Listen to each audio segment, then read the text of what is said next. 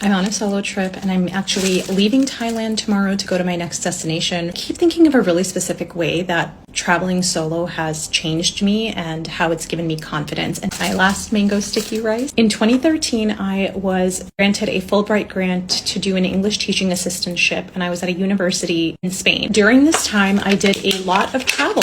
We had like 16-hour work weeks, which was incredible, especially because I had just finished doing like 70, 80-hour work weeks as a Teach for America Corps member. I took so many trips all around Europe, weekend trips, but really like with friends, with people I knew. During that time, I remember that I was never the one to navigate us. So back in that time, we didn't really use Google Maps or have access to it. We would go to hostels, and every time you check in, you are given a paper map, and that is how you navigate around the city. And I have a really distinct memory of like one friend in particular who I would always travel with, who always defaulted to be our navigator. A few times that I did try to navigate and try to read the map and get us to where we wanted to go, she would get impatient with me because I was new to it and I was slow, and she would just take over. I internalized the fact that I have no sense of direction, I don't know how to navigate, I don't know how to read a map. I was 26 years old at the time, so not a great feeling. I stopped trying and I just relied on her until I took my first solo trip. So during that year I spent in Madrid, I did encourage myself to take a solo trip. Even then,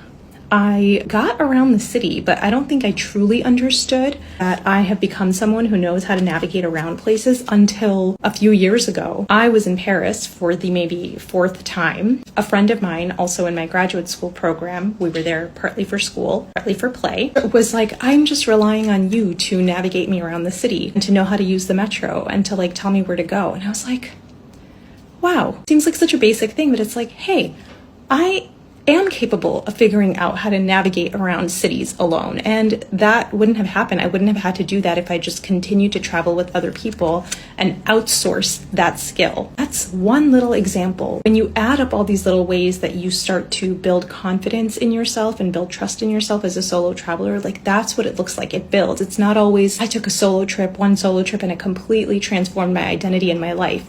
It's through these micro changes that you evolve and become more grounded and safe and trusting of yourself. In other words, what are you waiting for? Go take a solo trip.